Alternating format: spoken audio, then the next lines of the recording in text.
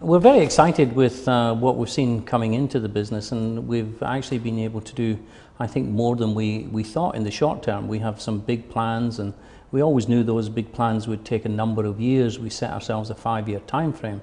But we've been able to do things like introduce the Country Road group brands, so Country Road, Witchery, Mimco and Trenery, into all of the stores in David Jones, and that's been very successful in helping to drive sales. The team within David Jones have done a great job of understanding the customer better, understanding what customer segments there are, where we have, whether we have the right brands or the wrong brands, the right categories, the wrong categories. So they've changed the offer and improved the offer within David Jones. So there is more product in the stores that resonate better with the customer. We've still got a lot more to do, but clearly, the first reactions to our changes and to the editing of choice and the creation of more better choice has worked well for us. But we've also improved service. Service was an issue within the business. Our customers were clearly telling us that, and we've done a lot to improve the service within the business. And so much so that the customers are really noticing and commenting, and I think that's helping to drive sales also. So those are the simple, basic retail disciplines that we've put into the business that is already having good effect, and particularly in the second half of this financial year, we've seen good growth. And what are the plans for the next 5 years? Where is Woolworths, where's Country Road, where's David Jones, where are you in the Australian market and perhaps in the global market? It's actually a really difficult question, because I think the rate of change in retail in both of the markets we operate in is going to be so significant and so different to the last 5 years. And sometimes I think that what got us to the position we're in over the last 5 years is going to have to be different to what's going to get us to a successful, bigger business in the next 5. But we've got good brains, and we've got committed people, and we understand the markets, and we've got deep pockets, and we're not afraid to put our money where our mouth is.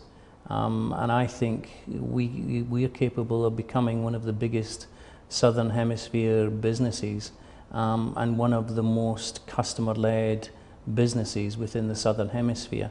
And I think we're not ex-growth at all. I think we can be a much bigger, more profitable business over the next 5 years. So, we have significant expansion plans in South Africa, in Africa, and in Australia.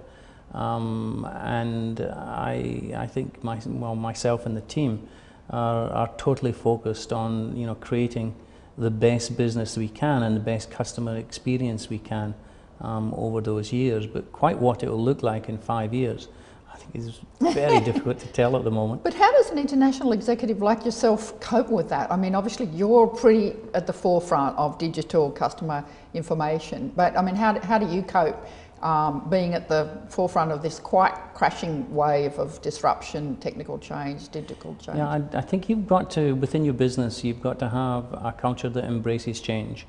You shouldn't be frightened of change. As soon as you start worried about change, or thinking that the last change is the last one and that you can settle down now, that's staring failure in the face, I think.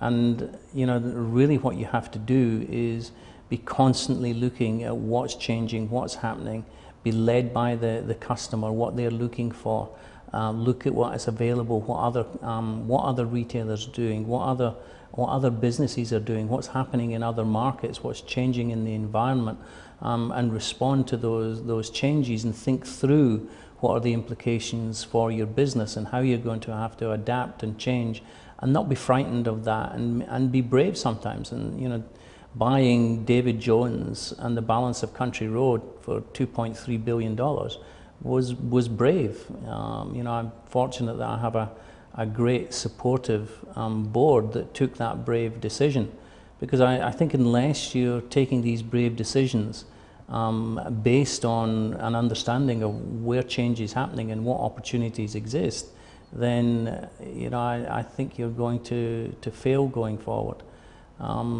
So I think it's a combination of those things that hopefully puts us in the right position to enable our business to be more successful than others, grow faster than others, and be more profitable than others.